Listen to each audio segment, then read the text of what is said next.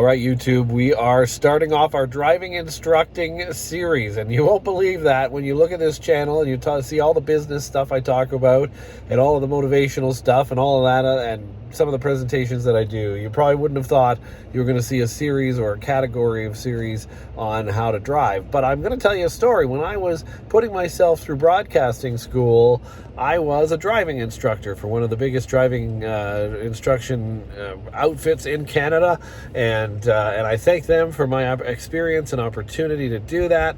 It was really, really exciting to do it at the time. A little bit nerve-wracking as well. There were times I thought I was going to die and never make it out of my 20s, but I didn't, and I'm here today. And now I'm a father in my 40s with a 16-year-old who's just starting to learn how to drive. And so I looked at YouTube. I wanted to see what was out there as far as instruction and opportunity to instruct your kids.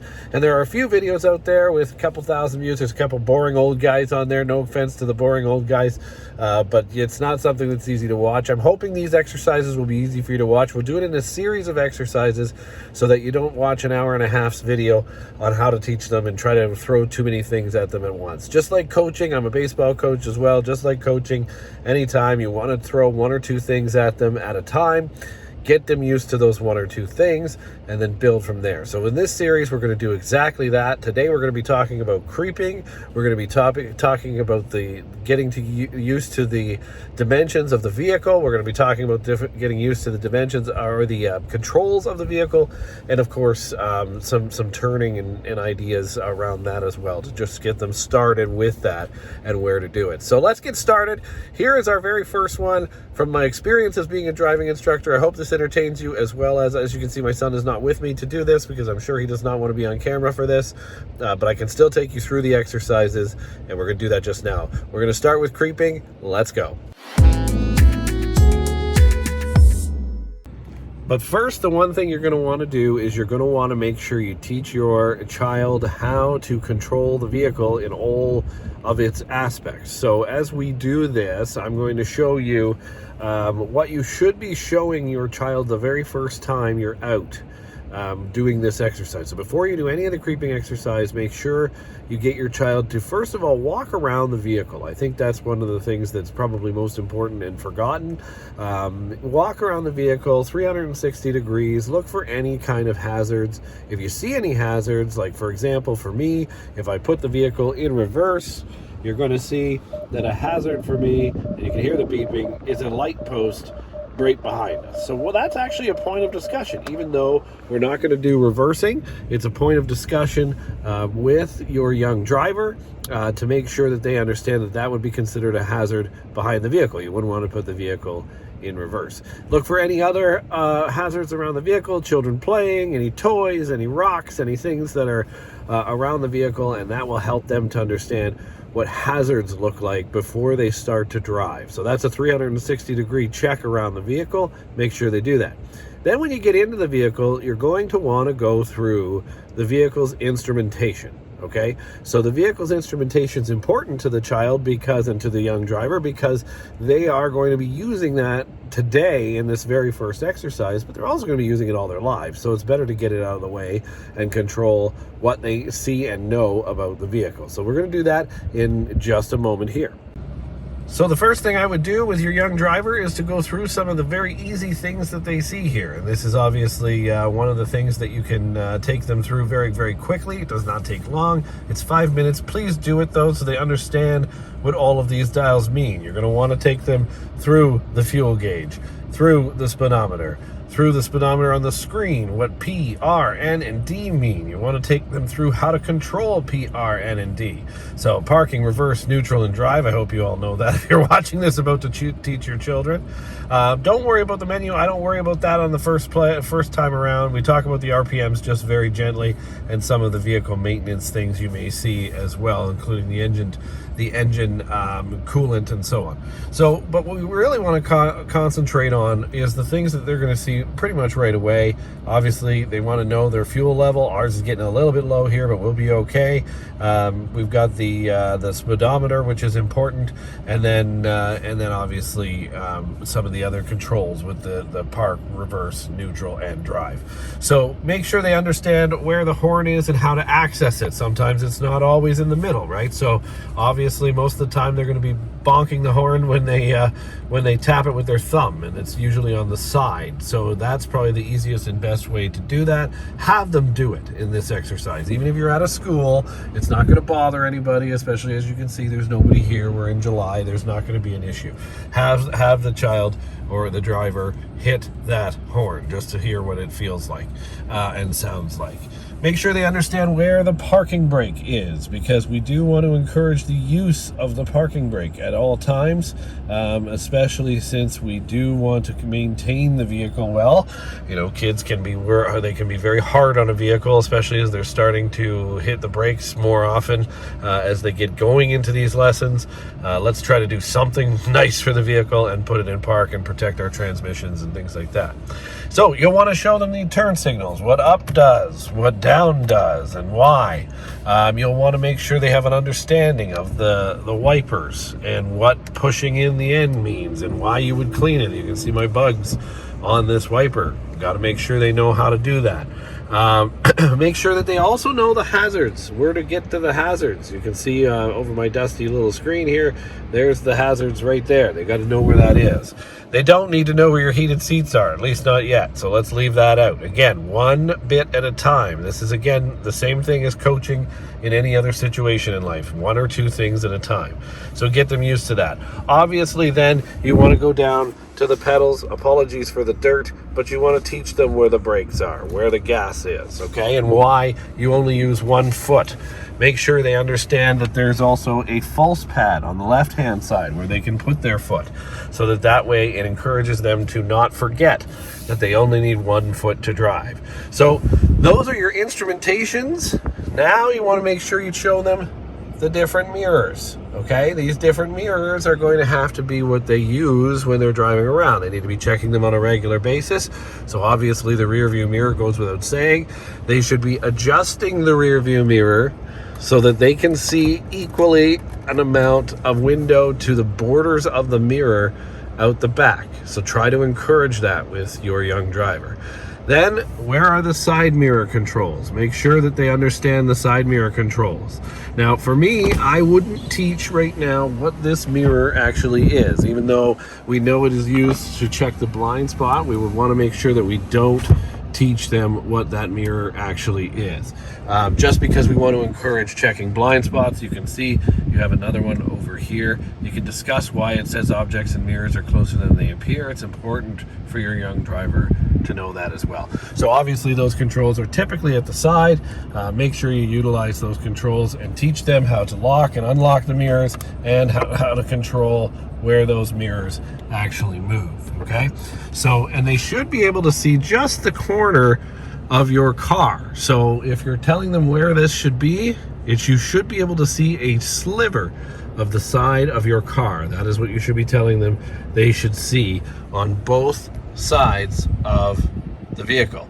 That gives you the best view as close to your blind spot as possible. So that's the inside instrumentation. Let's go to our first exercise. Okay, so I've gone ahead and I've moved the vehicle a little bit just because there was a lot of sunshine behind us, and I want you to be able to see what we're going to do. This is called a creeping exercise. So the first thing we're going to do is we're going to teach our young driver where to put their hands on the wheel. So the first thing is figuring out 10 and 2. So obviously we have the 2 o'clock position on this side, and we have the 10 o'clock position on that side. Make sure that they understand that they hold the wheel at 10 and 2 at all times early on in what they're doing as far as their driving is concerned. So they're going to also learn hand over hand steering, which we'll teach a little bit today as well. But we're going to mostly teach this creeping exercise today, and then we'll go from there. So that is their first thing. Make sure they're positioned with their hands on the wheel at 10 and at 2. This creeping exercise is twofold. It's going to give them an idea of their vehicle dimensions, so the dimensions of the hood and how close they can get to things, also the sides, so they can look and monitor these parking lines. These parking lines are what we're going to use to help them to learn to creep. So first thing we're going to teach them is, and creep of course is just letting the vehicle move on its own. No gas is applied during this exercise, okay?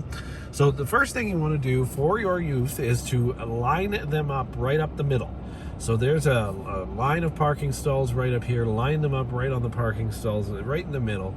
And then you're going to want to demonstrate this to them first. So the first thing you're going to do is put your own hands at 10 and 2, and then you're going to show them what creeping looks like. And obviously, this is what creeping looks like. The car is just moving on its own. Now, what you want to tell them is, we're going to come to a complete stop. So we're going to come to a complete stop, and we're going to do it gently. So gently pushing on the brake, coming to a complete stop before we ever get near the end of the road. Now, here's the thing. We want to make sure that you continue to harp on the fact that they do this gently and have lots of space to make this stop. That's called a creep. Slow it to creep. The creep is not the full movement of the vehicle, okay? So this is not a creep. This is me off of the brake. That's not what creeping is. Creeping is when I hit the brake and begin to slow down. Now we slow the vehicle to a very slow creep. And when I say stop to my youth, my young driver here, the vehicle comes to a complete stop very gently. So you're going to do this with the young driver without the parking lines, worrying about the parking lines yet. You're going to do it both in reverse and looking forward. So when looking in reverse, remember, your youth needs to turn around and have a look. I don't care if you have a camera. They need to look out back to see what's going on. Really, they should be doing a couple of looks both ways. And then creep to a stop. Make sure you demonstrate it, then do it with them for the very first try. So the next thing that we're going to do is utilize these parking stalls. Now, you don't need to have numbers in the parking stalls. That just happens to be what's going on here at this school. But you do want the lines, and they need to be clear. So go to a parking lot where it's well painted so that the lines are here. Because what they're going to be doing is they're going to be utilizing these lines to judge the edges of their vehicle and where the spatial relations are in comparison to both the lines and the front and back and sides of the vehicle. So we look out front again. Here we are. Now what I want to do with my young driver is say, let's have a target. Let's get used to what you see over the hood. So what I want you to do is from this point right here, count 1, 2, 3 lines up. Now, with that 1, 2, 3 lines up, we want to get to that line and stop using creep.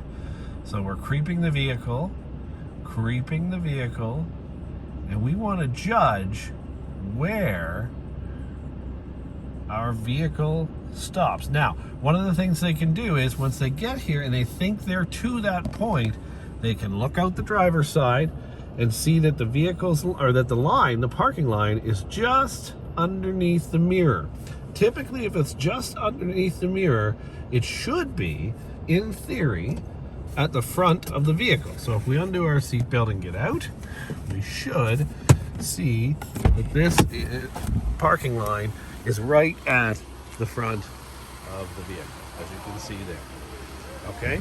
So we're right at the front of the vehicle. Again, the easy way for your driver to tell and to help them out with this is that on most vehicles, when they're sitting in a proper driving position, that parking line should be just underneath the mirror.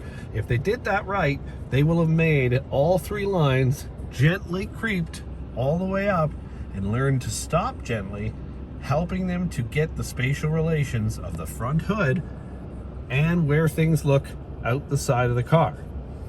Now, to do this same exercise in reverse, they can count 1 at the front of 14 there, 2, 3, and maybe even in this case 4 lines back. So just before where that that disabled parking space is, we can say, okay, that's where we're going to try and stop the back of the vehicle.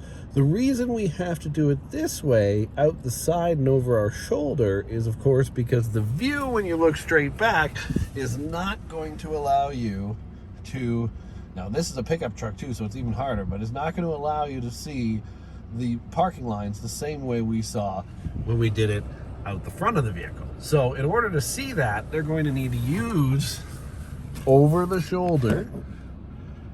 Let's get focused here again. Sorry about that. So they will need to use over the shoulder viewing to see these lines.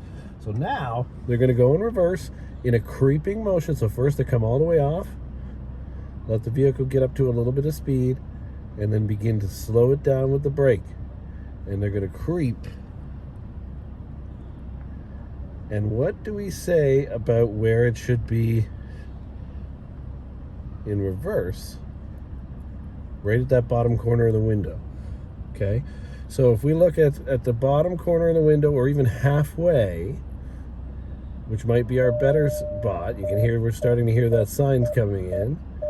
Now if we go and check this, we should be very close, as close as we would want to be, to the back of the vehicle. And again, this works in most. I went a little further, but this works in most vehicles when you're looking out the back. Okay? Because I was doing this through a cell phone screen, I should probably have this particular line in the bottom corner of the window rather than closer to the middle. And that is how you creep in reverse. Try that a few times. Try the front creeping a few times. Then we're going to add steering. All right, so the next thing we're going to do is we're going to take that creeping and we're going to introduce to our young driver how to utilize the steering wheel. And it's going to be very similar to the spatial relations lesson, because we're going to have to learn how fast the car steers versus how it doesn't, and versus any other vehicle they've driven in their life, whether that would be a go-kart or a golf cart. It's very different, right? So this gives them that opportunity to utilize this without having to actually turn a corner. It just helps them to understand that just slightly nudging the wheel can actually make a huge difference in how the vehicle moves. So let's demonstrate that now. Okay, so using the same kind of exercise here, we're going to do the same thing. Now we're used to creeping. Your young driver is very used to being able to make the vehicle move and then creep to a stop. So that's what we're going to do here, but now we're going to add in the actual steering of the vehicle to help them see that they don't have to do much to get the vehicle to move.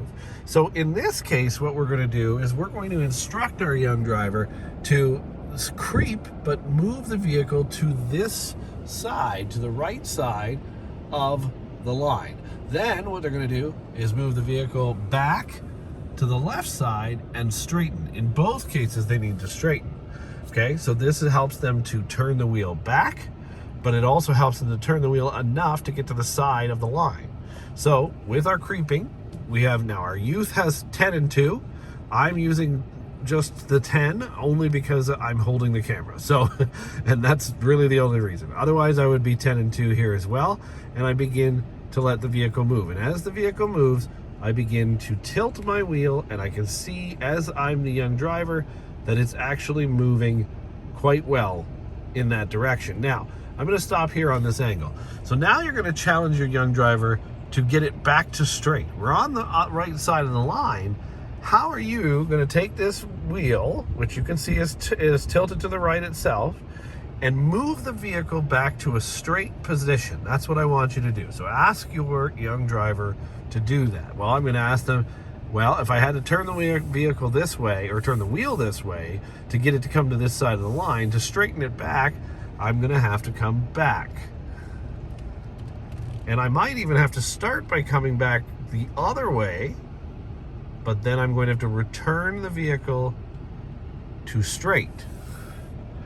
Okay, so once the vehicle is now straight, they've now understood that, holy cow, if I turn the vehicle this way, it's going to get me over there. But to get back to straight, I might have to come back equal amounts the other way to straighten out, and then once I think the vehicle's straight, just re-straighten the steering wheel. Okay, so that's how you're going to instruct that. Now, we're going to say, okay, now do the same thing for the other side. Now, this time, we're going to need to come a little further over. So if their hands are at 10 and 2, they're now on the full right side of the parking lanes. So they're now going to have to do a full turn. This is where we can now introduce hand over hand, and that begins to get the vehicle back to straight. And once it's back to straight, we always return the vehicle. Now, I'm palming the wheel. You do not let your young driver palm the wheel. We return the vehicle to straight. This is going to take some practice, and they should only do this at creeping speed. Okay, but this is definitely how you teach it. So now we have the opportunity, being at the end here at the lamppost, to go and do the same thing at the back. So we will do that in the next part. Now, what you probably are gathering by this video is that this may take a good 45 minutes of practice to do. And I strongly recommend this be the only thing you do on the very first time out. You may want to, if you have a nice parking lot like this one, to be able to drive around the curves a little bit at creeping speed. And we will demonstrate that toward the end of this video. But this is probably the exercise that I would stop with, especially if your young driver is struggling with this. The steering, again, needs lots of practice before you really get out onto the road, right?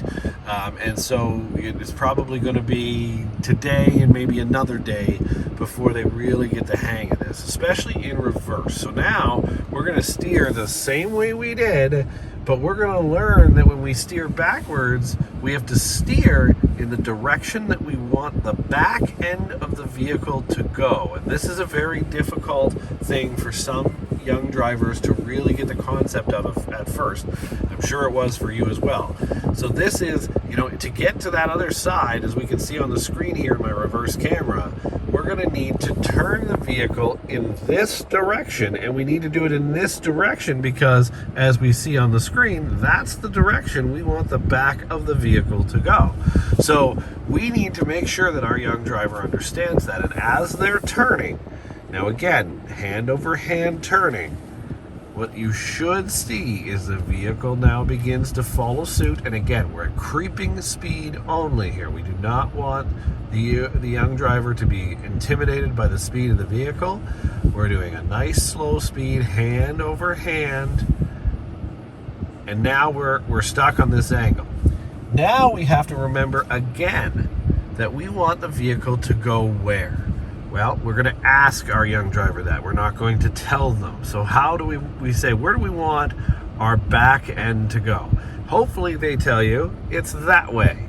In which case, we're going to do exactly that with our steering wheel. We're going to take it and we're going to begin to return it the other way. Now here I am palming it. Again, for the young driver, you want them to hand over hand this, but of course I'm holding the camera. Let's see where we are as we straighten out. We are now in the other stalls. We do have the curb coming up, but we'll be okay. And then we straighten the vehicle back out. And again, by straightening the vehicle, you're straightening the wheel. And you should have a nice straight vehicle right up near the curb, here in this case, and looking forward. Okay? So this is, again, we get it because we've done this for years. This is where your young driver really needs to practice.